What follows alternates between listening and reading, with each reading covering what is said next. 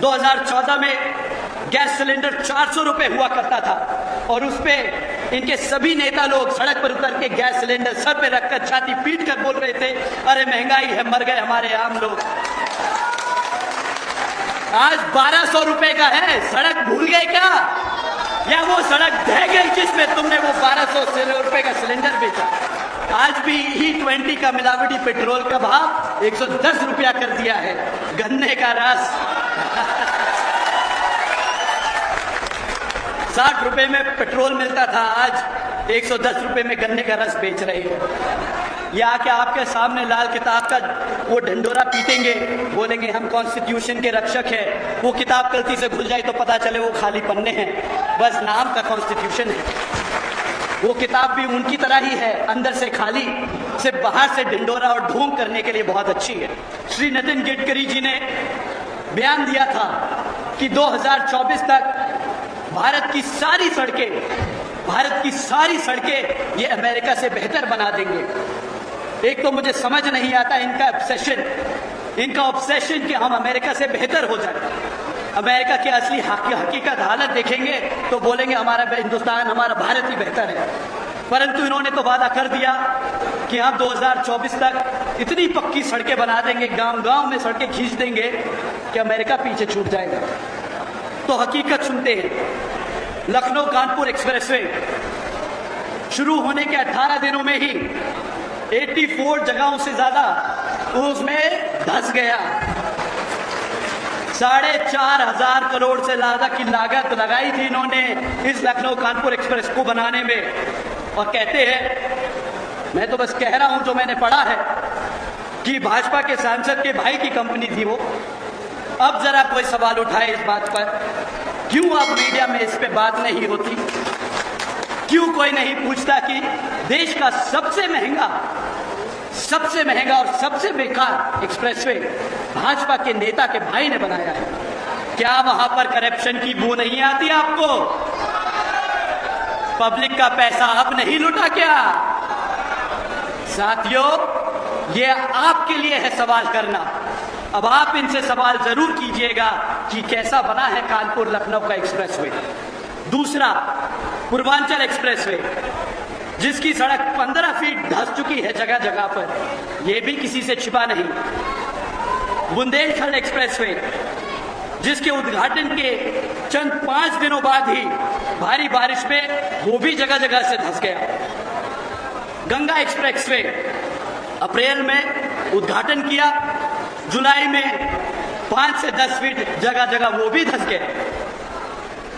और एक तरफ साथियों, असली डेवलपमेंट क्या होता है उन्हें हम जरा नोएडा और आगरा का एक्सप्रेसवे दिखाएं। इतने सालों बाद भी आज वो ऐसा का ऐसा ही खड़ा है, एक गड्ढा नहीं। इसे कहते हैं ईमानदार, वफादार और सही तरीके से अगर कोई काम करना चाहे तो मुमकिन है। फीते काटने से डेवलपमेंट नहीं होता।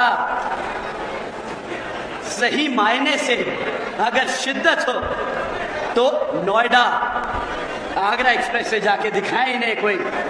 उसी पे तो चलते हैं, उसी से तो चलते हैं, दिल्ली आते हैं।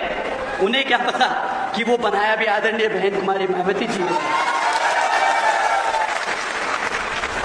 इनके यहाँ पर दूसरों के काम का क्रेडिट लेना कोई नया पुराना काम नहीं। ये लोगों के पास ये पुरानी इनकी स्ट्रैटेजी है, दूसरे काम करें, अपना जाके झंडा गाड़ दे और फीता काट दे।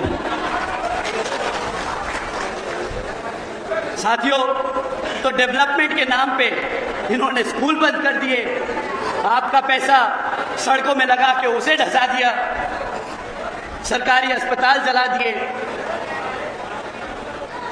ये तो है डबल इंजन की सरकार के काम।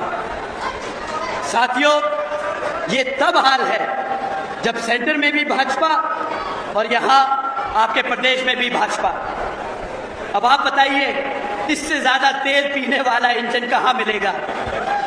इससे बेकार माइलेज देने वाला इंजन कहां मिलेगा?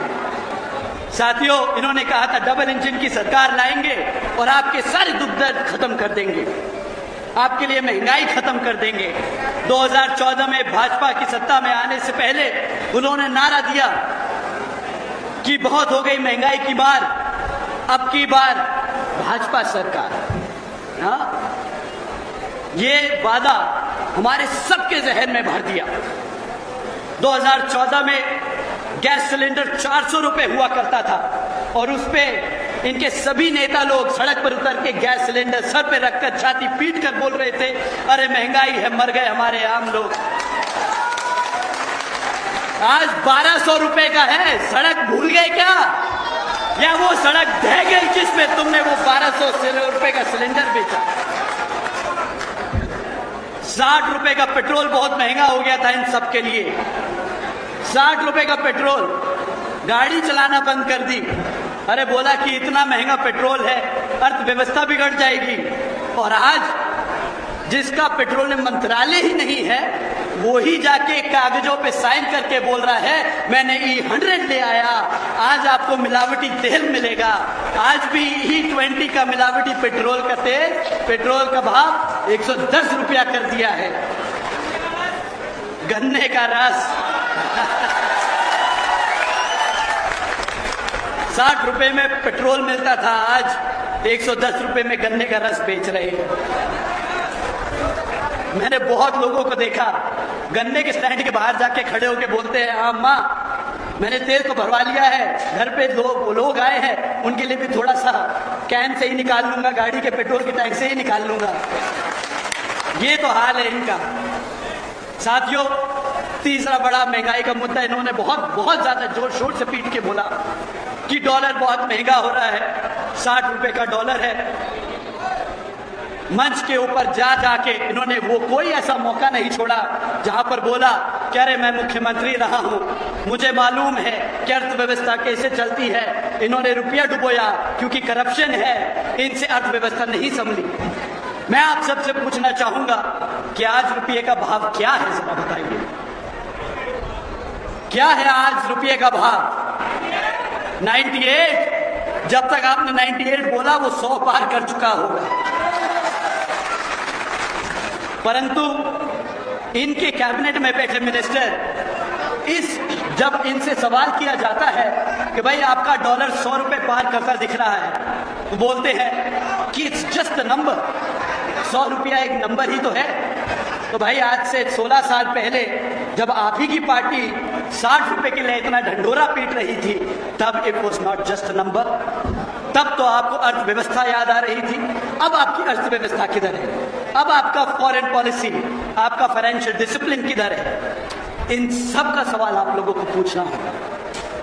साथियों, मैं और वक्त अगर इन पे जाया करूंगा तो शायद रात निकल जाए, परंतु यहाँ पर आदरणीय बहन जी का संदेश लेके आया हूँ, तो उनके मुद्दे आप लोगों के बीच में रखना ज्यादा जरूरी समझता हूँ। इनकी नाकामियां, इनकी कमजोरियां, इनकी गलतियों को तो हम भुगत ही रहे हैं, दिन रात भुगतते हैं, परंतु जो आदरणीय बहन जी ने किया वो मैं आप लोगों को जरूर बताना चाहूंगा। साथियों, बहन जी के काम पे आने से पहले, क्योंकि विधानसभा का आम चुनाव है, तो सपा और कांग्रेस के लोग भी आप लोगों के बीच में घूमने का काम करेंगे, वो भी आप लोगों के बीच में आके आपको लुभाने का काम करेंगे। परंतु ये दोनों ही पार्टियां, चाहे कांग्रेस हो या बीजेपी, दोनों ही पार्टियां एक ही सिक्के के दो पहलू हैं। आदरणीय बहन जी आप सबको इनके बारे में आगाह करती आई हैं। साथियों, जिन नीतियों पे भाजपा आपके प्रदेश में काम कर रही है, तो जिस जगह कांग्रेस सत्ता में आसीन है अपने प्रदेशों में, वो भी उन्हीं नीतियों पे अपने राज्य में सत्ता चला रही है। तो इनके काम कुछ अलग नहीं। ये आके आपके सामने लाल किताब का वो ढंढोरा पीटेंगे, बोलेंगे हम कॉन्स्टिट्यूशन के रक्षक हैं। वो किताब गलती से खुल जाए तो पता चले वो खाली पन्ने हैं, बस नाम का कॉन्स्टिट्यूशन है। वो किताब भी उनकी तरह ही है, अंदर से खाली, सिर्फ बाहर से ढिंडोरा और ढोंग करने के लिए बहुत अच्छी है। जब से 2-2.5 साल से ये लोग पार्लियामेंट पहुंचे हैं, जब से कितनी बार आपके संविधान को बचाने के लिए इन्होंने आवाज उठाई, ये आप सब ने देखा। तो साथियों, कांग्रेस के लोग उसी थाली के चट्टे बट्टे हैं, आज इधर तो कल उधर। अभी बीजेपी को कोसेंगे और कल वही काम आपके सत्ता, अगर सत्ता में आ गए तो वही काम आपके खिलाफ करेंगे।